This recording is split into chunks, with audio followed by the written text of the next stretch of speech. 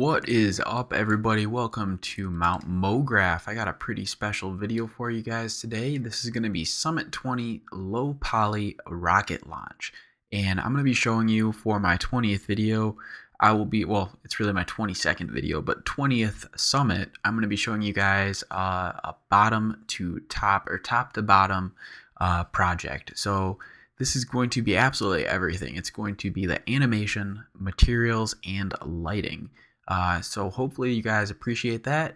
Drop me a comment or like this video if you think it turns out awesome. Yeah.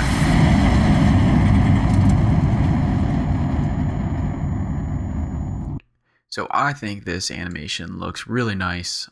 It came out pretty much exactly as I wanted it to. I'll play it one more time for you guys. So yeah, that scene did not take me too long to put together.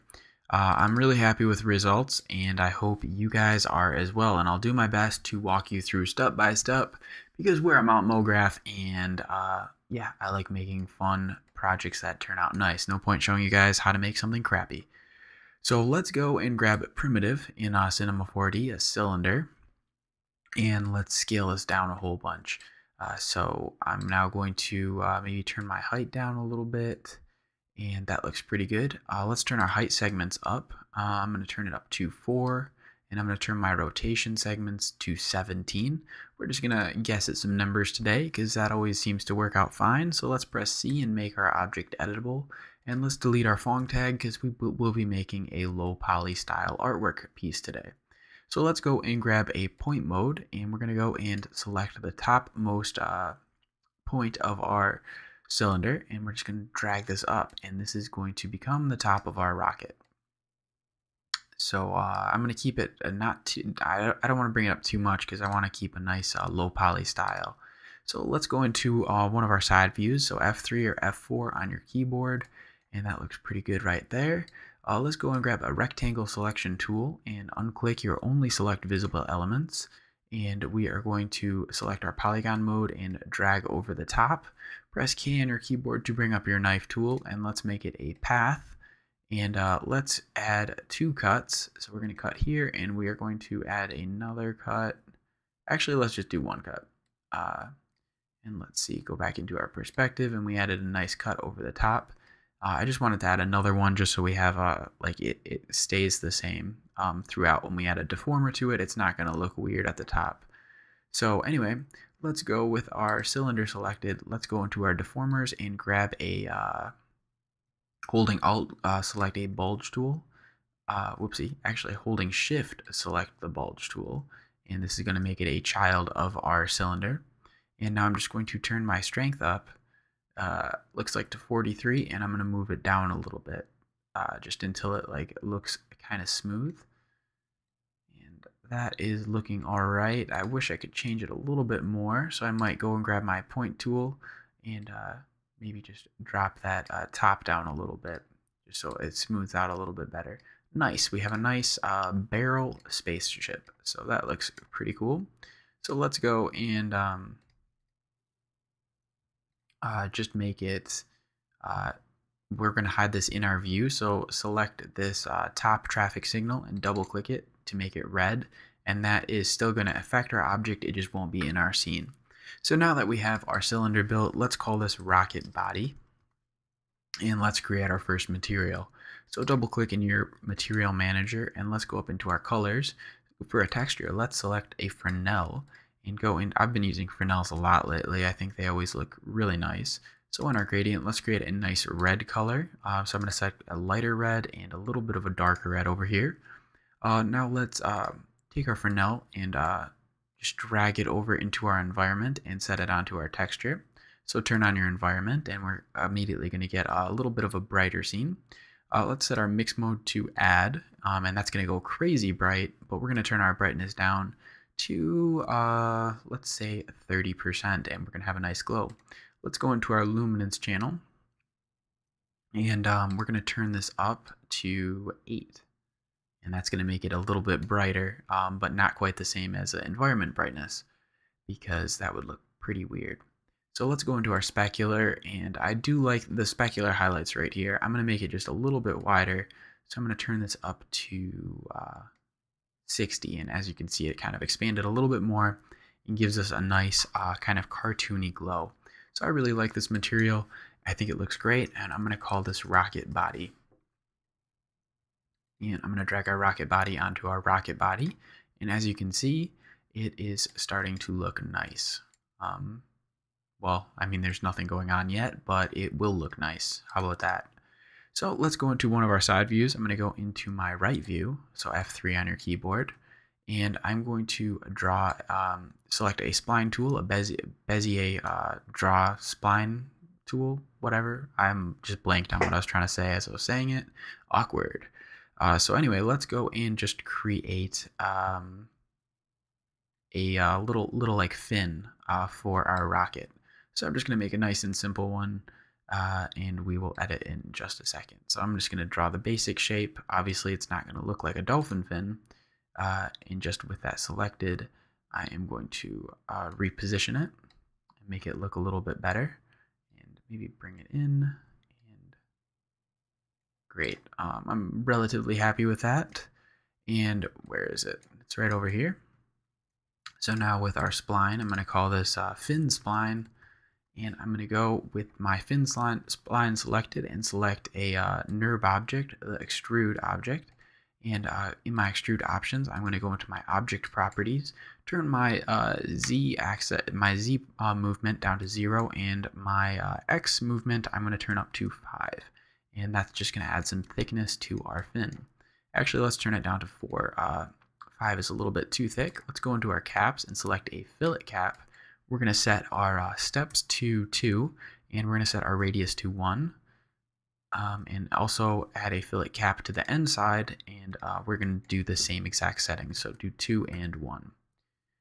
And that looks pretty good. So that looks, it's not perfect actually.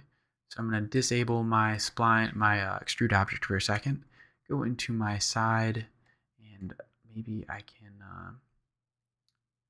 maybe I can just fix this a little bit, because I'm not as happy with it as I should be, and I want to make this video look nice. Okay, so yeah, that looks a lot better. Sorry, I get a little weird sometimes. I just like want things to be perfect, at least for my last couple projects.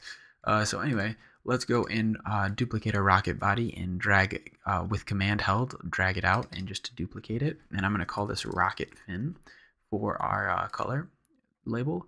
And I'm going to name or change my Fresnel to a blue, a light blue, and a darker, darker blue. So that looks good. And I'm going to drag my Fresnel over into my environment and leave all the other settings the same. And just drag that on there. So it's already starting to look kind of cool. Let's, with our extrude object selected, go into your MoGraph module and select a cloner.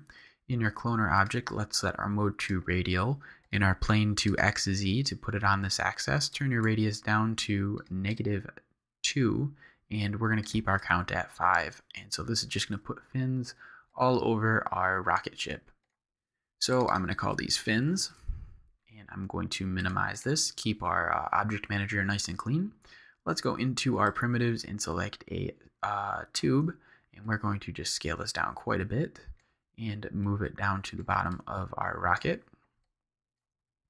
And just position this roughly there, and we're going to duplicate our rocket fin. I'm going to call this rocket booster, and let's create this as a nice yellow Fresnel.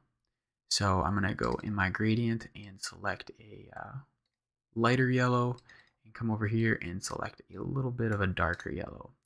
Go and drag my Fresnel over into my environment and drag this onto my booster. Now let's duplicate our booster. Actually, I'm going to call this booster 1. And so I'm going to duplicate this object and just scale this down a little bit. That looks good, and I'm going to put this as a child of my other booster, just to keep things nice and clean. So let's actually scale this down a little bit more, and let's see. So this is already looking pretty cool, I think. It's very plasticky looking, which I think is a really nice looking effect. So before we get any farther in this video, let's go and create a floor object. And also put our booster, our fins, and our rocket body into a new null. And I'm just going to call this rocket. We're not quite finished with it yet, but just for positioning sake, so we don't have to move anything. So with our floor, what we're going to do is just double click somewhere in your object and create a new object. And I'm going to call this BG color. And in your color settings, let's go into our textures and select a gradient. In your gradient, we're going to set this to a 2D circular gradient, and we're going to set the inner one to a like peachy orange color, and our outer one to a little bit of a darker orange color. Go into your luminance channel and just drag that same gradient into your texture for your luminance and turn that on. I'm going to turn this to 2, and also drag your gradient into your environment and turn this down also to maybe like 1. So let's grab our BG color and put it on our floor. It's gonna probably look pretty funky. It does indeed look super funky. So what we're gonna do is select your texture tag of this, and we're gonna go and select our projection to frontal, and we're gonna turn our tile off. And let's see, so this is looking better. Now what we're going to do is go and grab a background object, so just put that on the scene and duplicate your material for your BG color onto your background holding command. Select your floor object, right click, go to Cinema 4D tags and select compositing, and just click this button right here, compositing background. So now we're going to have a nice seamless background and we'll be able to cast shadows still on it. So the scene is startlingly bright, but I think it looks cool. Maybe I'm going to turn my BG color, I never even turned my environment on, but what if I turn luminance off? Probably it's going to be too dark. Actually, yeah, so I'm just going to turn my luminance channel off. It was pretty bright before, and I did not like how that looked. So now that we have that set up, let's just drag our rocket up a little bit more. And we're going to now go into our primitives and select a sphere. So let's make this sphere a little bit smaller. Go into our sphere attributes and change our type to an isohedron, so we get this nice triangle shape. I'm going to turn my segments down to 10, and I'm going to unclick Render Perfect. And I'm going to press C on my keyboard to make it edible and delete my Phong tag. So now as you can see, we get all these little cuts, and this is what we're going to be using to generate our clouds, our little booster clouds or whatever you'd call them. So let's duplicate our rocket body, and I'm going to call this clouds or smoke. Smoke seems more logical for a rocket. So let's go into our color, go into your Fresnel settings, go into your gradient, and I'm going to select a white color. And on the other one, I'm going to select a little bit of a darker gray, but still light gray. So just drag your Fresnel over into your environment channel and place this smoke color onto our isohedron. So that looks pretty good. At this point of the video, also you should go and just turn on ambient occlusion in your render settings, and you'll see why a little bit later. So I'm going to scale down my sphere, which I'm actually going to name clouds. I'm going to put my floor and background object into a null together. And I'm just going to call this BG for background and keep our object manager nice and clean. And let's see. So now that we have our clouds, what we're going to do is go into our simulate menu, grab a particle emitter, and put this into our rocket null. And now we're going to rotate it -90 degrees. Basically, you're going to want the blue arrow to be facing down. And I'll just scale this down a little bit. And now if I press play, we should see particles emitting. So if I render this, there's not going to be anything happening, even though we can see the particles coming out right now. So what we're going to do is drag our cloud texture into our emitter, and now press play, and still nothing happens. So let's go into our emitter settings and go and click this option, show objects. So immediately we're going to get clouds all over the place, and let's scale these down because that is ridiculous. So just make it so it makes a little bit more sense. That looks much better. Go into your emitter settings and let's change a couple properties. First, what we're going to do is change our emitter type to a cone, and we're going to change our X size and our Y size down a little bit. As you can see, that's changing here. And I basically want it to be about the size of like maybe half of that little circle. And let's see if this is looking better. Oh, I think I accidentally scaled. Yeah, I did. I accidentally scaled up my clouds, so I'm gonna just change my my size in my attribute manager. So 10 and 10, and render that. It's starting to look pretty cool. So I like this basic look. Whoa. So now what we're going to do is go into our emitter settings and go into your particle tab, and what we're going to do is turn our lifetime down. So let's turn it down to 1 second, and so now after 1 second has passed, the particles will disappear. Let's turn our timeline to 10 seconds as a duration, and let's go and turn our speed to let's say 2, and maybe I'll turn the variation up just a little bit on my lifetime, just so some particles do last a little bit longer than a second randomly. Whoa, that speed is way too slow. Maybe turn this up to 5. Okay, it looks like it's going back up to 30. And I'll turn my rotation up just a little bit to 15. My N scale I will turn up to 4, I'm guessing, and maybe like 50% on the variation. Alright, so this is starting to look pretty decent.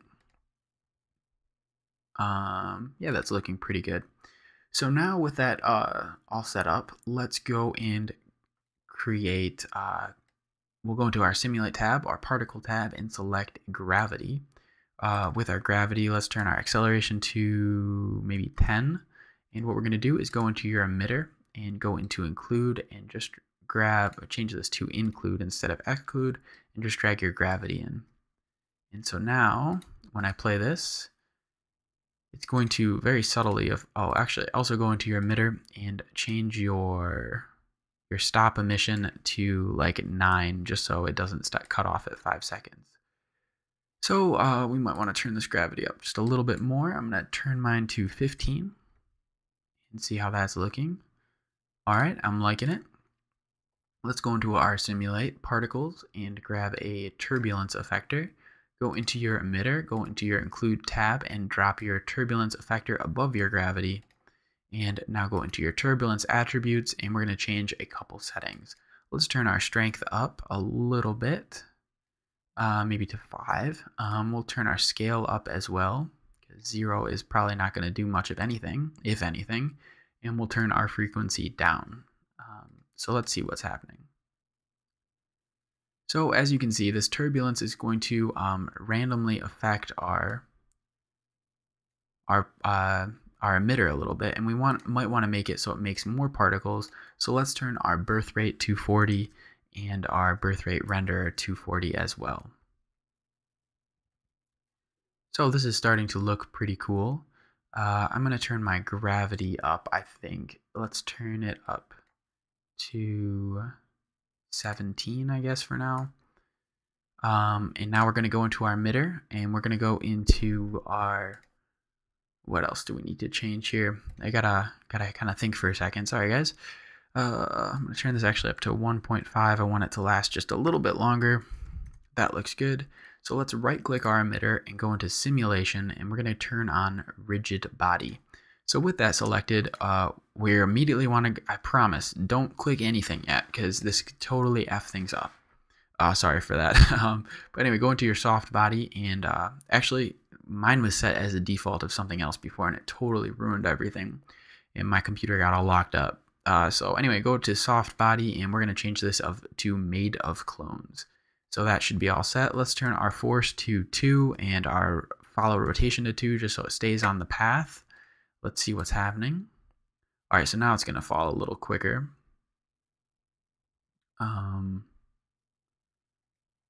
Why did that fall? Oh, I see why. So anyway, what we're going to want to do is go into our collision.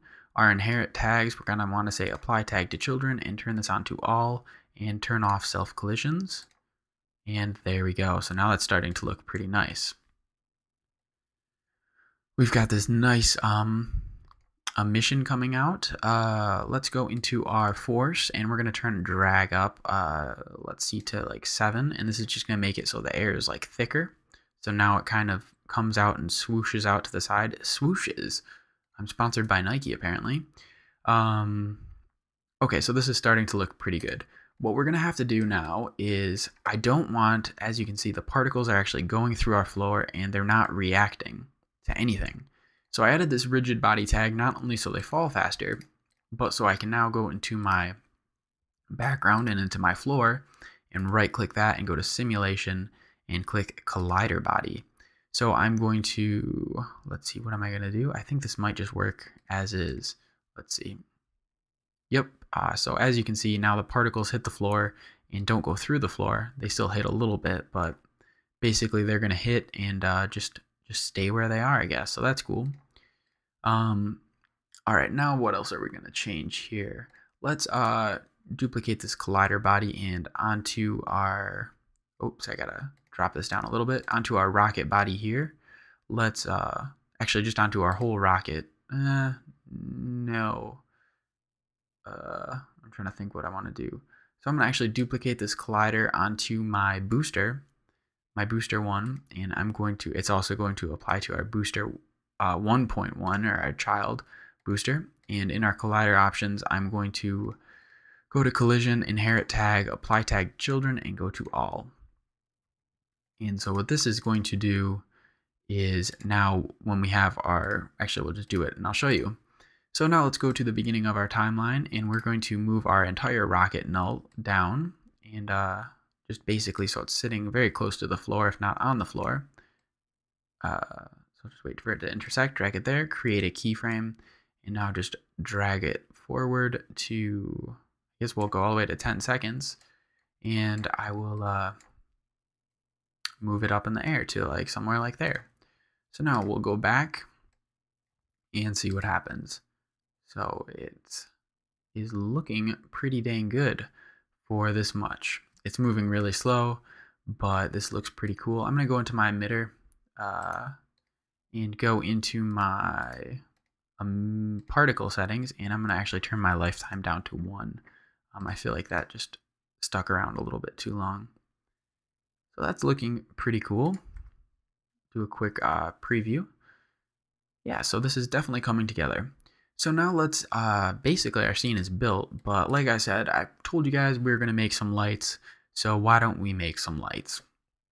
I'm going to go and select just a regular light right here, and I'm going to go and change my type to an area light, which simulates like a window or something. Go into my shadow and set it to area shadow, because that makes sense. And now I'm going to, this is important, rotate it. So I'd press E to see your move tool. You want your blue arrow to be facing down. So I'm going to rotate this 180 degrees, and as you can see, my blue arrow is facing down, because this is going to be very important. So let's turn our intensity down just a little bit. Our intensity down, I'm going to turn mine to 70. And let's see. So it's already starting to cast a shadow because we added our area shadows, and the scene is starting to look very nice. So what we're going to now do is tweak a couple more settings and get this looking awesome. So let's turn our outer radius up to start, and so it's going to be more of a wide area, as you can see, cover more of our scene. And let's go into our sample settings, and we're going to turn this up a little bit because it's going to smooth out uneven light dispersion when we add this next effect. So under a fall off, let's add inverse square clamped, and since our samples are higher, it's actually going to not look like a couple different light sources. It's going to look like one independent one. So now on your light, you can see we have a circle, and that is our fall off. So I'll do a quick preview, and as you can see, it's starting to look really, really nice, as you can see. I told you guys I was going to make something awesome today. Man, I'm tooting my own horn over here. But anyway, I do think it looks cool. So let's turn our radius decay up to 1,000. I clicked 100. I was like, why did the scene go dark? Let's turn it up to 1,000. And maybe move this up. And we're going to want our fall off to be right at the floor. Maybe even a little under the floor will look good. And let's go into, what else are we going to want to change here? Z direction only. So it's only casting light down on the Z axis, which is our blue arrow. We don't need it casting anywhere else. And that's starting to look pretty good. Let's continue tweaking some settings. We'll go over into our visibility and let's change our outer distance. We'll just turn this up a little bit. And this is our fall off distance. I'm going to turn this up to like 800-ish. Yeah, this is all really subtle changes, but this is what's going to make a very nice effect, as I've learned over lots of time. So anyway, let's go into our, where do we want to go to now? What did we just change? We changed our outer distance. Let's change our sample distance. And since we're using a volumetric light, we're going to want to smooth out our shadows. So if we turn our sample distance up, I'm going to turn it to 42-ish or so. This is going to start smoothing out some light. As you saw before, it was a little grainy down here. It's looking a little better.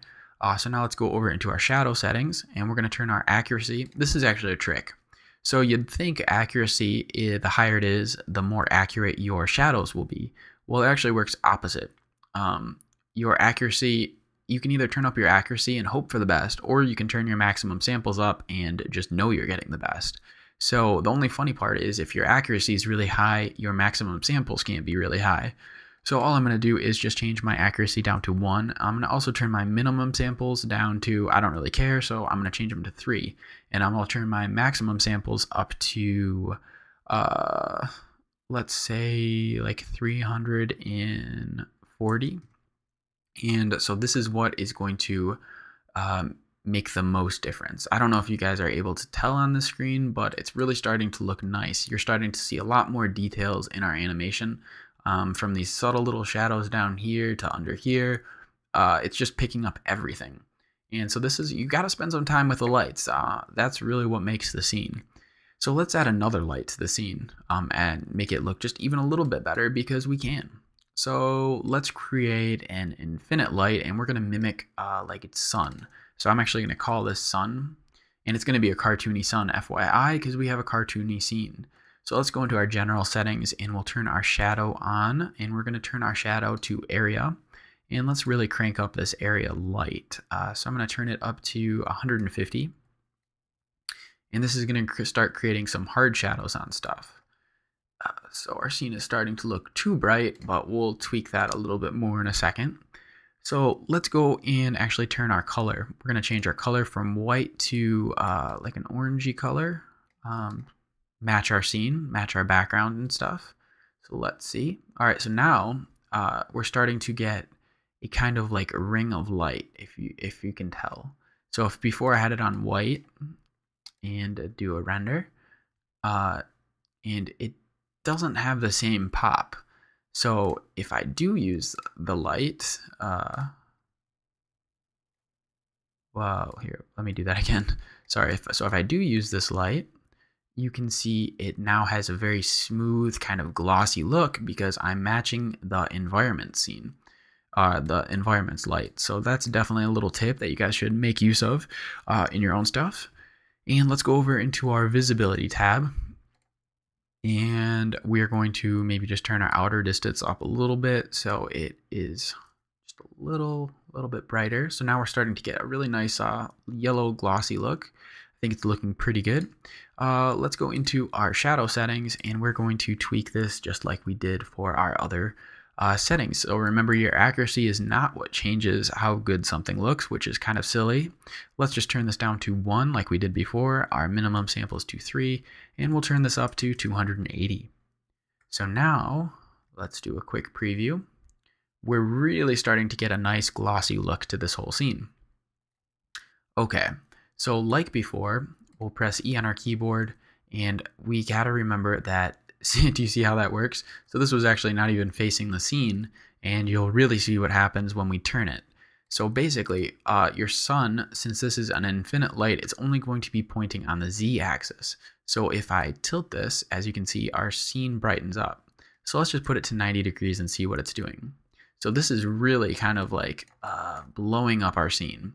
It's almost too much. It looks kind of cool. We're getting really hard shadows, but let's let's just put this somewhere else in the scene. I think this is not going to work for us. So I'm going to want this to be pointed at our, man, this is a stupid view. So let's just think.